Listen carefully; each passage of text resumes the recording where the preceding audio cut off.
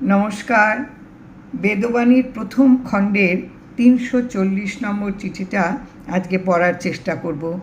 তার আগে একটু বলতে ইচ্ছে করছে, আজকে গুরু পূর্ণিমা শুরু হয়ে গেছে। এই গুরু শব্দটা বিরাট তার অর্থ। রোহিণী মজুমদার বলেছেন যে কেউ কেউ এই গুরু গুরু শব্দ উচ্চারণ করতে করতে এই জপতেই ভব পার হয়ে যেতে পারে। এই গুরু শব্দের অর্থটা হলো একটা নির্দিষ্ট জ্ঞান বা ক্ষেত্রের জন্য পরামর্শদাতা, প্রদর্শক, বিশেষজ্ঞ, আধ্যাত্মিক জীবনের সাহায্যকারী। এই হচ্ছেন গুরু। আজকে বেদবাণী পড়তে গিয়ে এই যে আজকে গুরু পূর্ণিমা, এই গুরু কি আমাদের, এটা একটু বলার চেষ্টা করলাম। এটার তো বিরাট ব্যাপকত্ব। এই প্রসঙ্গেই এই কিছুক্ষণ আগেই পুত্র সম গুরু ভাই, তার সঙ্গে কথা হচ্ছিল। এত সুন্দর করে ও এই প্রতিটি প্রসঙ্গকে এত সুন্দর করে ও বলে যেন পরিবেশটা পুরো পাল্টে যায়। ও বলছিল, আমি তন্ময় হয়ে শুনছিলাম।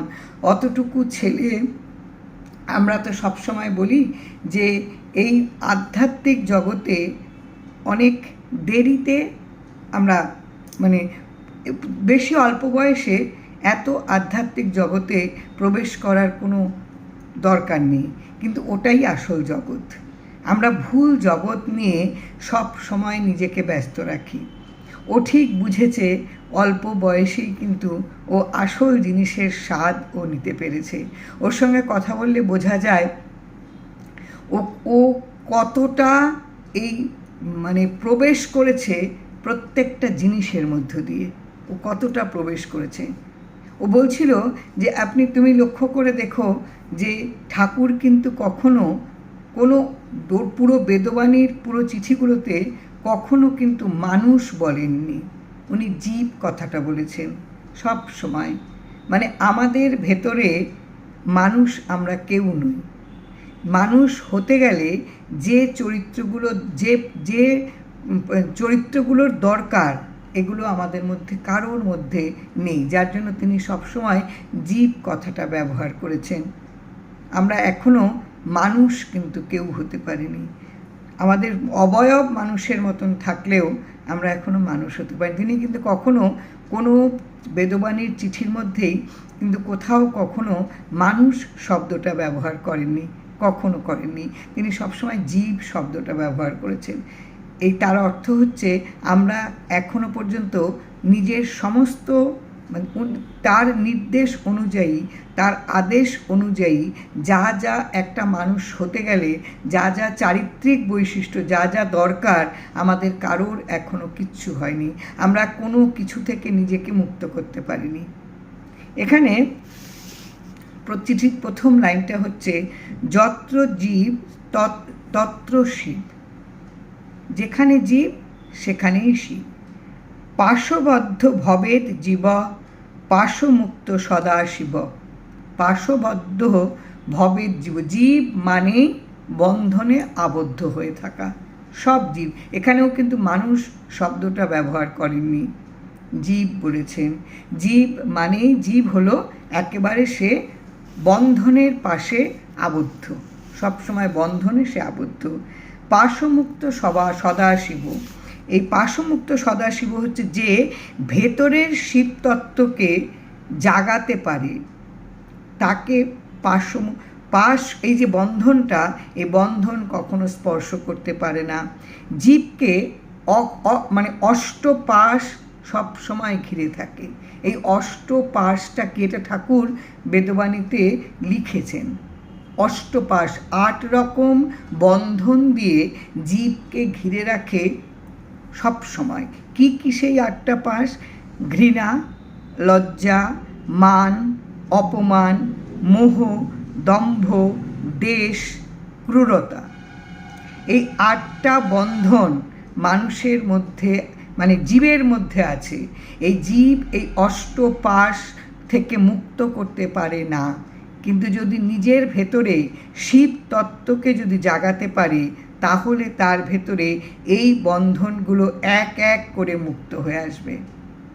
কি অপূর্ব করে এই যে ঠাকুর বেদবাণীর যে পুরো চিঠিটা, বেদবাণীর পুরো চিঠিটা কিন্তু তিনি কোনো আধ্যাত্মিক কথা তিনি বলেননি।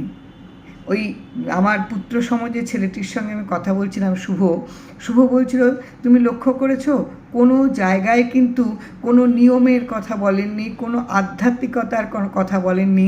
তিনি শুধু বলেছেন আমাদের কিভাবে চরিত্র গঠন করতে হবে, আমাদের তৈরি কিভাবে করতে হবে।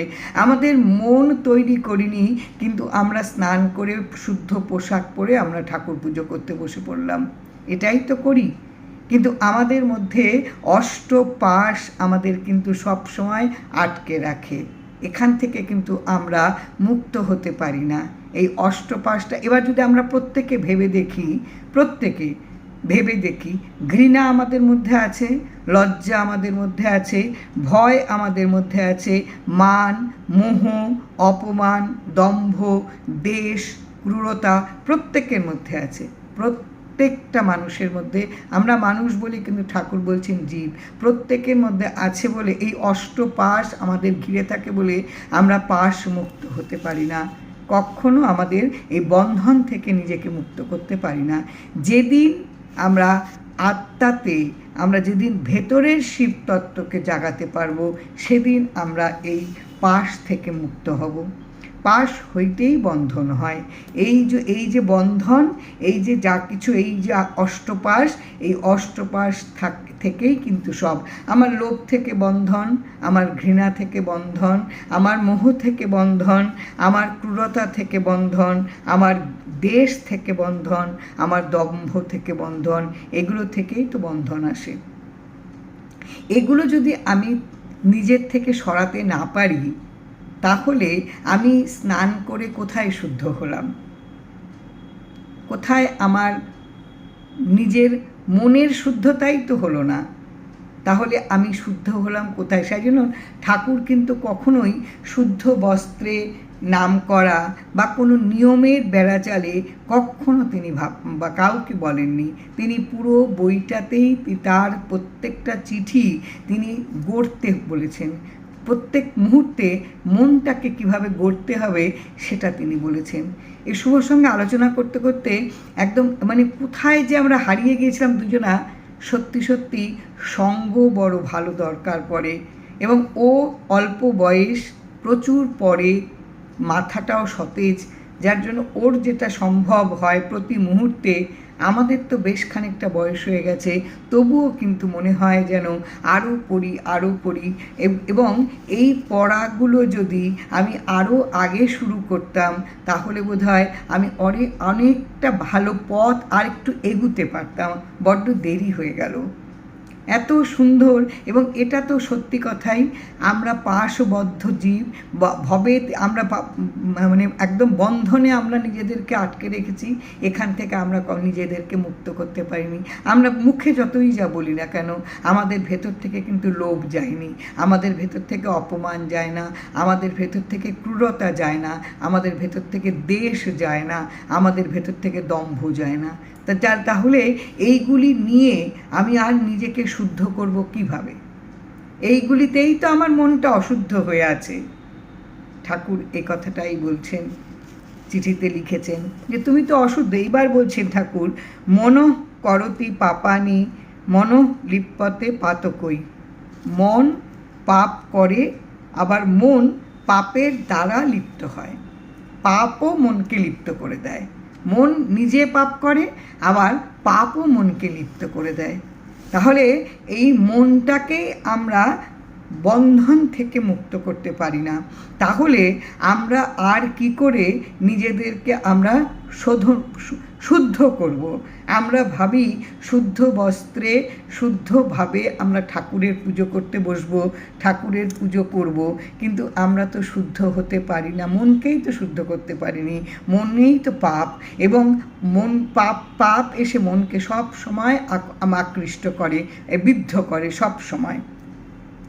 মন হইতেই সত্যকে ভুলিয়া অসত্য অস্থায়ী বস্তুর প্রলোভে লোভিত হইয়া ব্যাস সীমাবদ্ধ হইয়া এই মনের চঞ্চল গুণের তরঙ্গে পড়িয়া মনের শান্তি লাভ জন্য আপন পর ভালো মন্দ উপভোগে ভুলিয়া মনের সাহায্য অন্বেষণে ব্যস্ত হইয়া হয় বলিয়াই জন্ম মৃত্যু ঘটিত হয়।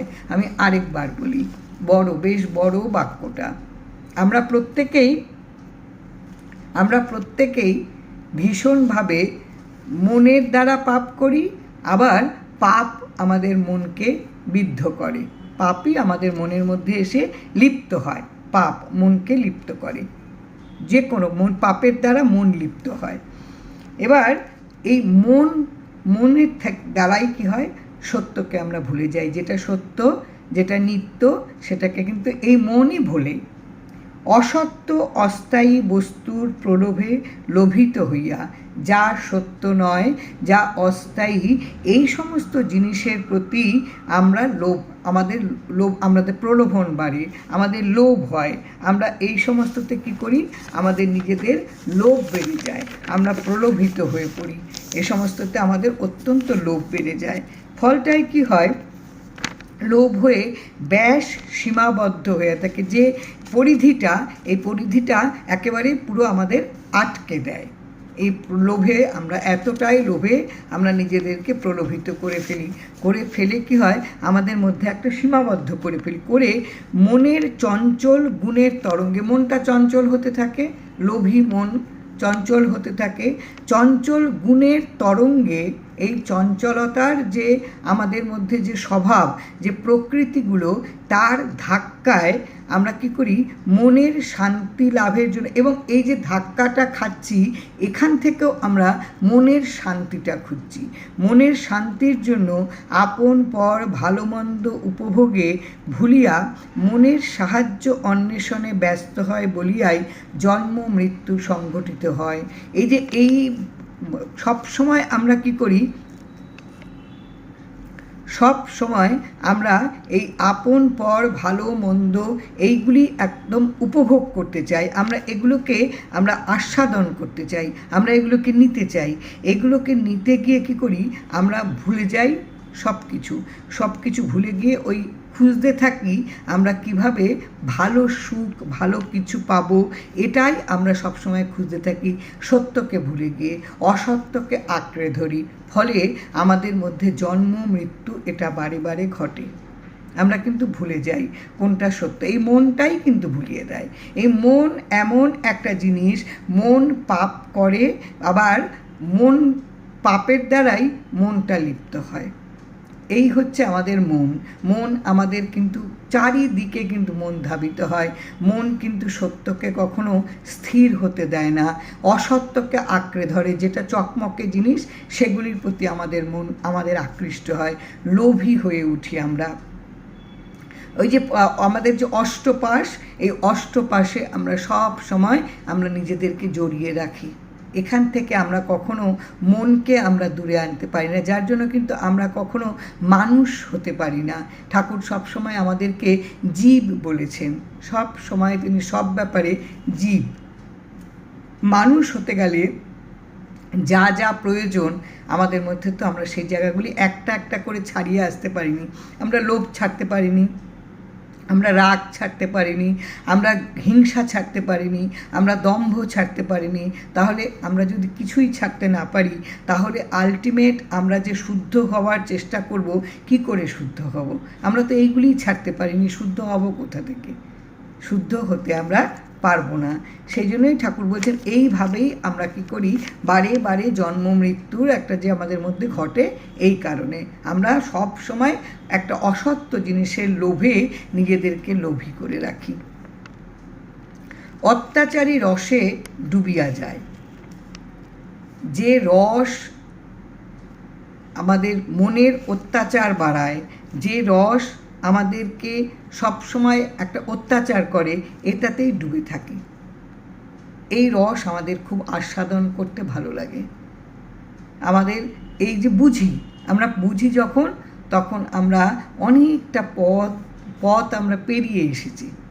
আমরা কিন্তু কোনো দিন আমরা মৃত্যুর আগে পর্যন্তও কিন্তু আমরা লোভ, লালসা, হিংসা, দ্বেষ, দম্ভ এগুলো দূর করতে পারবো না, যার জন্য কোনো দিনই আমাদের ভেতর থেকে কিন্তু কোনো দিন আমরা নিজেদেরকে শোধন করতে পারবো না। কাজে কি পরিষ্কার, যার জন্য ঠাকুর কখনো কোনো আধ্যাত্মিক নিয়ম আমাদের মধ্যে শেখাননি, কখনো কোনো দিন না। পুরো বেদবাণীর পুরো চিঠিটার মধ্যে তিনি সবাইকে সবসময় কিভাবে তুমি নিজেকে শোধন করবে, কিভাবে তুমি নিজেকে তৈরি করবে, কিভাবে তুমি নিজেকে ভালো করবে, প্রতিটি চিঠিতে তাই। এই জন্যই বেদবাণী প্রত্যেক দিন পড়া উচিত, বেদবাণী প্রত্যেক দিন শোনা উচিত। আমরা কিন্তু প্রতিদিন প্রতি মুহূর্তে যদি একটু একটু করে যদি লোভ, লালসা, ক্রূরতা, দেশ, দম্ভ, অপমান, এগুলো যদি একটু একটু করে যদি আমরা ধীরে ধীরে যদি নিজেকে সরাতে পারি খানিকটা হলেও, তাহলেও কিন্তু কিছুটা আমরা নিজেদেরকে শোধন করতে পারি। কিন্তু আমরা পারি না, মনুষ্য জীব সেটা পারে না, যার জন্য আমরা কখনো নিজেদেরকে কখনো শোধন করতে পারিনি। কাজে বাইরের বস্ত্রে আর শোধন কি করব আমরা? সত্যকে জানিতে দেয় না। কে সত্যকে জানিতে দেয় না? যে ওই যে অত্যাচারী রস যেখানে ডুবিয়ে রাখে। এ কখনো আসল জিনিস কি, আসল সত্য কোনটা, এটা কখনো বুঝতে দেয় না। অতএব ধৈর্যকে আশ্রয় করিয়া গুণের বিকারগ্রস্ত মনকে পরিহারে সত্যকে লাভ করিতে পারে। তুমি যদি ধৈর্যশীল হও, তুমি যদি এই যে তোমার অষ্টপাশের মধ্যে যে জিনিসগুলো আছে, সে তোমাকে যতই তাড়িত করুক না কেন, তুমি নিজেকে ধৈর্যশীল, তুমি নিজের প্রতি নিজে ধৈর্যশীল হও, একদম ধৈর্য রাখো, যে কোনো কিছুই তোমাকে যেন ধাক্কা দিয়ে তোমাকে স্থানচ্যুত করতে না পারে।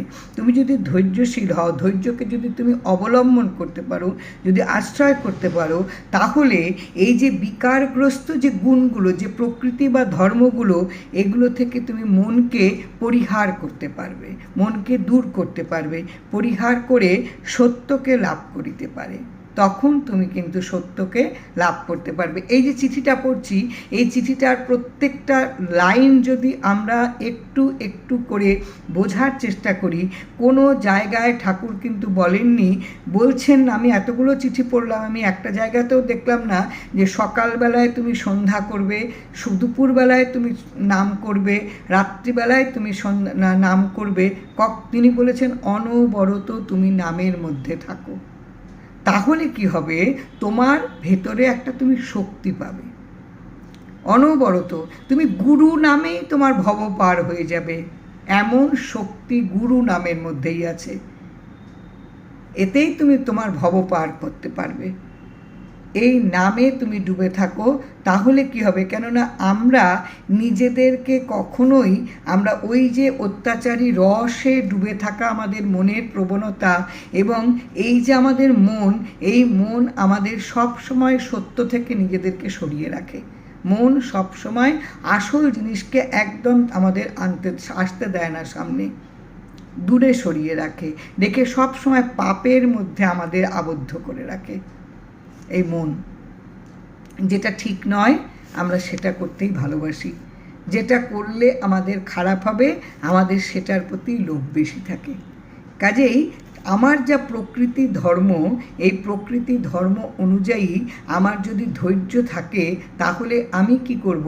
এই যে সমস্ত বিকারগ্রস্ত, যেগুলি ঠিক না, যার কোনো ঠিক সুস্থির কিছু নেই, যেটা বিকার, যার কোনো এটার কোনো স্টেবিলিটি নেই, এই একদম সবসময় অস্থির করে দেবে তোমাকে, এই ধরনের জিনিসগুলোকে দূর করে দাও, পরিহার করে দাও। যদি তুমি ধৈর্য ধরতে পারো, তোমার ভেতরে খুব লোভ হলো কোনো একটা কিছু দেখে, হতেই পারে, আমরা সাংসারিক মানুষ, আমরা প্রকৃতিতে আছি, যে কোনো একটা জিনিসের প্রতি আমার লোভ হলো, এই লোভ হওয়াতে কি হলো? আমার মনটা অস্থির করে দিল, আমার ভেতরে একটা চঞ্চলতা এলো। ফলে এই যে জিনিসগুলো, কিন্তু ঠাকুর যেটা বলছেন, সত্য পথ নিতে, এই যে জিনিসটার প্রতি আমার লোভ এসেছে, এটার মধ্যে কোনো সত্যতা নেই। এই আছে, এই আজকে আমার এই জিনিসটার প্রতি লোভ হয়েছে, এটা পাবার একটা অসম্ভব আকাঙ্ক্ষা আমাকে একেবারে নিংড়ে নিচ্ছে, কালকে কিন্তু আমার এটার প্রতি লোভ নাও থাকতে পারে, এটার প্রয়োজন আমার নাও থাকতে পারে। তাই ঠাকুর বলছেন সবসময় সত্যকে আঁকড়ে রাখো। সত্যকে আঁকড়ে দেখতে দেবে না তোমাকে মন। মন তোমাকে সেখান থেকে সরিয়ে আনবে বারে বারে, বারে বারে নানান রসে তোমাকে ডুবিয়ে রাখবে। কিন্তু সেখানে তুমি তোমার ধৈর্য রাখো, ধৈর্যকে তুমি তোমার প্রকৃতি, তোমার ধর্মে তুমি সেটাকে তুমি স্টেবল করো, তুমি সেটাকে নিয়ে থাকো, থেকে তুমি এই যে বিকারগ্রস্ত যেগুলো, এগুলোকে তুমি দূর করো। দূর করলে কি হবে? ধৈর্য যদি তুমি আশ্রয় করো, তাহলে তুমি সত্যকে তুমি লাভ করতে পারবে। সত্যের কোনো অংশ নেই, সত্যকে কখনো ভাগ করা যায় না। সত্য এক থাকে, অসত্যের মিলন নেই। অসত্য টুকরো টুকরো, কোনো দিন অসত্য জিনিসগুলো কখনো মিলতে পারে না। তাহলে এই যে প্রত্যেকটা চিঠি, এটাই আমি সত্যি কথা বলছি, প্রত্যেকটা চিঠি যদি ভালো করে পড়া যায়, ভালো করে বোঝা যায়, তাহলে বোধহয় বোঝা যাবে যে সত্যি তো ঠাকুর একটা চিঠিতেও তো বলেনি তুমি এইভাবে চলো, এই নিয়ম মানো, এই তুমি ধর্মটাকে, এই আধ্যাত্মিকতায় তুমি নিজেকে ডুব দাও, তুমি এই বই পড়ো, কখনো তিনি বলেনি। তিনি বারবার করে ঠাকুর বলছেন তুমি আগে তোমাকে শোধন করো, এই পথ ধরে তুমি এগিয়ে নিজের মনকে তুমি আগে তৈরি করো। কেননা মন সাধারণভাবেই পাপে মন বিলিপ্ত থাকে, এবং এই মনটা পাপের দ্বারাই লিপ্ত হয়, পাপে বিদ্ধ হয়ে থাকে, এবং এই মনটাকেই সমস্ত অত্যাচারী রসের মধ্যে ডুবিয়ে রাখে। এই মন সবসময় ডুবিয়ে রাখে, তোমাকে সত্যগুলোকে ভুলিয়ে দেয়, দিয়ে অসত্য জিনিসের প্রতি তোমাকে নিয়ে দৌড়োয়। বারবার বারবার করে বলছেন এইগুলো থেকে তুমি নিজেকে শুদ্ধ করো, তৈরি করো, এগুলো তুমি পরিহার করো, তোমার প্রকৃতি ধর্ম অনুযায়ী তুমি এগুলোকে পরিহার করো। কি অপূর্ব চিঠি! এবং এই চিঠিগুলো সত্যি সত্যি আমরা কেউ এগুলোকে মেনে চলতে পারি না, যার জন্য আমরা কোনো দিন শুদ্ধ হতে পারিনি, কোনো দিনও না। আমাদের কারোর পক্ষে কোনো দিনও মনকে কন্ট্রোল করা আমরা কোনো দিন পারি না। আমাদের মন একেবারে অষ্টপাশ দিয়ে পুরো মনটা ঘেরা। মনটাকে আমরা তো শক্ত করতে পারি না। এ মন আমাদের এতটাই ধাবিত করে চারিদিকে, এতটাই চঞ্চল করে, এতটাই অস্থির করে। এ সমস্ত চিঠিগুলো নিয়ে 20 মিনিট 25 মিনিটের বললে পরে কিচ্ছুটুকু শেষ হয় না, কিচ্ছু শেষ হয় না। এটা নিয়ে অনন্ত সময় ধরে যদি এটা নিয়ে ডুবে থাকা যায়, তাহলে খানিকটা বোধহয় তার সারমর্মটুকু আমরা বুঝতে কিছুই পারি না, কিন্তু তিনি যা চান একটু হয়তো মনের মধ্যে আমরা তাকে নিতে পারি। সত্য ত্যাগ করে না। তুমি যদি সত্যকে আশ্রয় করে থাকো, অবলম্বন করে থাকো, সে কোনো দিন তোমাকে ত্যাগ করে যাবে না, কোনো দিনও না। সত্য তোমার কাছে থেকে যাবে, কিন্তু অসত্য হচ্ছে অবাধ্য, তাকে তুমি কোনো দিন বশে আনতে পারবে না। সে আজকে তোমার কাছে আছে, কালকে তোমাকে ছেড়ে চলে যাবে। অসত্য হচ্ছে অবাধ্য এবং স্থিতি হয় না, কোনোখানে তার কোনো জায়গায় থিতু হয় না, সবসময় ছটপটে চঞ্চল, যেটা অসত্য। সে কখনো বাধ্যের হয় না। সত্য সবসময় এক। এইগুলি বলেই কিন্তু ঠাকুর প্রত্যেকের মনে মনে বারে বারে প্রত্যেকটা চিঠির মধ্য দিয়ে প্রত্যেকের মনে করাঘাত করে, যে যতটুকু কুড়োতে পারে তার ততটুকু লাভ। এই জন্য বেদবাণী নিজের জন্য প্রত্যেক দিন পড়া উচিত বা শোনা উচিত, আর কারোর জন্য না। মনের জল্পনা কল্পনার অবধি নাই, একদম ভীষণ সত্যি কথা। আমাদের মন এই বসে আছি, বসে আমরা কত জায়গায় কত কী জল্পনা করি, কত কী কল্পনা করি, করতে তো পারি, এই মনই করে আমাদের একেবারে এখান থেকে ওখানে, ওখান থেকে সেখানে ছুটিয়ে দেয়, তার কোনো শেষ নাই। সত্যের কোনো জল্পনা কল্পনা নাই, এটা জানবে যা সত্য। কারণ তুমি যদি জানো, তুমি যদি জেনে যাও যে তোমার এইটুকু পরিধি, তাহলে তুমি এইটুকু তোমার সত্য, তোমার জীবনের যা সত্য সেটা হচ্ছে এইটুকু। তুমি এতটা ভাববে না, কারণ তুমি তো সত্যকে আঁকড়াতে শিখেছো, তুমি তো জানো কোনটা সত্য, তুমি বুঝতে জানো। আর তুমি যদি ফ্যান্টাসিতে থাকো, তুমি যদি একেবারে ভাসমান থাকো, তুমি যদি একটা অন্য জগতে বিরাজ করো, তোমাকে যদি অষ্টপাশ ধারা তোমাকে যদি সবসময় ঘিরে রাখে, তাহলে তুমি অনেক কিছু ভাবতে পারো, এত এত করে নিজেকে বাড়াতে পারো। কিন্তু তোমার যা পরিধি, এইটুকু পরিধির মধ্যে তোমার হচ্ছে থাকতে হবে। তুমি অতটা এটুকু সত্য, এটুকু তোমার জীবনে সত্য, তুমি বুঝে গেছো এইটুকুই আমার সত্য, এর বাইরে আর কোনো সত্য নেই। তাহলে তুমি জল্পনা কল্পনায় যাবে না, কারণ যা সত্য সে কখনো জল্পনা কল্পনায় যায় না। অসত্য জিনিসই নানান জল্পনা কল্পনার মধ্যে যায়। সত্য হচ্ছে ধীর, সত্য হচ্ছে স্থির, সত্য হচ্ছে গম্ভীর। কি অসাধারণ!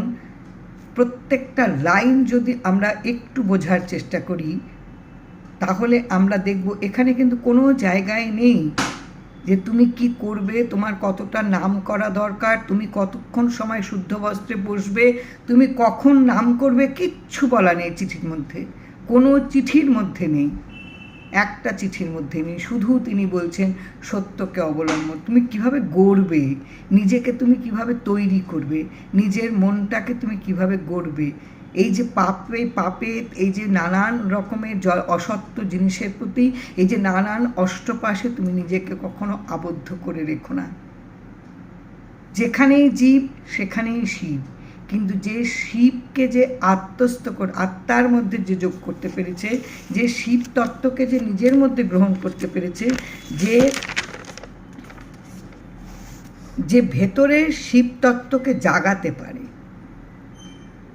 তাকে কখনো পাপ স্পর্শ করতে পারে না, কখনো না। যে নিজের মধ্যে শিবতত্ত্বকে জাগাতে পারা মানে পাশ থেকে মুক্ত হওয়া। এই পাশ থেকে মুক্ত হতে পারে কখন? যখন বারে বারে মনকে তুমি যদি সত্যকে নিয়ে আশ্রয় করে থাকো, যা সত্য তাতে তুমি রাগ করলে কারোর উপর, এটার মধ্যে সত্যতা নেই, কিছু নেই। তুমি লোভ করলে, সত্যতা নেই। তুমি অপমান করলে, তোমার ভীষণ অহংকার হলো, কোনো কিছু তো সত্য নেই। কাজেই সত্যকে তুমি আশ্রয় করে থাকো, তাহলে তুমি এই পাশ থেকে তুমি নিজেকে মুক্ত করতে পারবে। কেননা সত্য হচ্ছে স্থির, সত্য হচ্ছে ধীর, সত্য হচ্ছে গম্ভীর, তার গভীরতা অনেক আলাদা। আর অসত্য হচ্ছে চঞ্চল, অধীর, অস্থির, যে এই আছে এই নেই, ভাসমান, সে যে সবসময় ভেসে চলে, একটা ফ্যান্টাসিতে ভেসে চলে যে সবসময়। এই চিঠিগুলো একটুখানি পড়লাম আর একটুখানি বললাম, কিছুতেই না তৃপ্তি হয় না। অনেকটা সময় ধরে প্রত্যেকটা শব্দকে নিয়ে আমরা যদি একবারে এটাকেই নিয়ে যদি বাঁচতে পারি, তাহলে বোধহয় প্রতিদিন বোধহয় সুন্দর করে নিজেকে নিজে শোধন করা, যাকে বলে না মনের শোধন, বোধহয় এইভাবেই করতে পারা যায় যদি এইগুলোকে একেবারে সত্য কি সেটাকে যদি বোঝা যায়, সত্যকে অবলম্বন করে যদি থাকা যায়, যদি এই লোভ, লালসা, কাম, ক্রোধ, দম্ভ এগুলো থেকে যদি নিজেকে সরিয়ে নেওয়া যায়। এগুলো থেকে সরাতে পারবে মানুষ কখন? তার মনকে, যখন সে অরিজিনালটা বুঝবে, আসল কি সেটা বুঝবে। কিন্তু তোমার যদি মন চঞ্চল মন, তোমাকে তো সবসময় অস্থির করে দেবে, অসত্য জিনিস দিয়ে তোমাকে একদম ডুবিয়ে রাখবে সবসময়।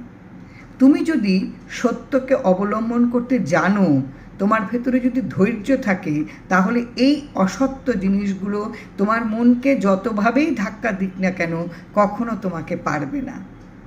এখান থেকেই তোমার পাশ মুক্ত হবে, না হলে তুমি কিন্তু বদ্ধ হয়েই থাকবে, বারে বারে তোমার জন্ম মৃত্যু হবে।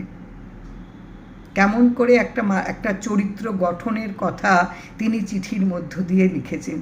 কি অপূর্ব চিঠি! সত্যি বলছি, সময় বেঁধে এই চিঠিগুলোকে কখনো বলা যায় না, কিন্তু এর থেকে বড় করলে আমি আবার পোস্ট করতেও পারি না। কি অপূর্ব চিঠি ঠাকুর লিখেছেন! এগুলোকে নিয়ে না অনেকটা সময় ধরে শুধু ভাবতে হয়। আমরা চেষ্টা করতে পারি আমাদের লোভ, এই যে আমাদের যে 8 রকম যে আমাদের বন্ধন, এই বন্ধন থেকে আমরা নিজেদেরকে মুক্ত করার কিন্তু প্রতিনিয়ত আমাদের ভেতরে চর্চা করতে পারি, আমরা এটাকে অভ্যেসে আনতে পারি এবং সত্যকে আমরা কিন্তু ধরতে পারি আগলে, যদি মনকে স্থির করতে পারি, ধৈর্য ধরতে পারি, যদি ধীর করতে পারি, যদি গম্ভীর করতে পারি, যদি নিজেকে সত্যকে অবলম্বন করতে পারি। আর না হলে অসত্যকে নিয়ে যদি আমরা বাস করি তাহলে সব সময় আমরা চঞ্চল হয়ে থাকবো, অস্থির হয়ে থাকবো, আমরা কখনো শান্ত হতে পারবো না। অপূর্ব চিঠি। জয় রাম, জয় রাম।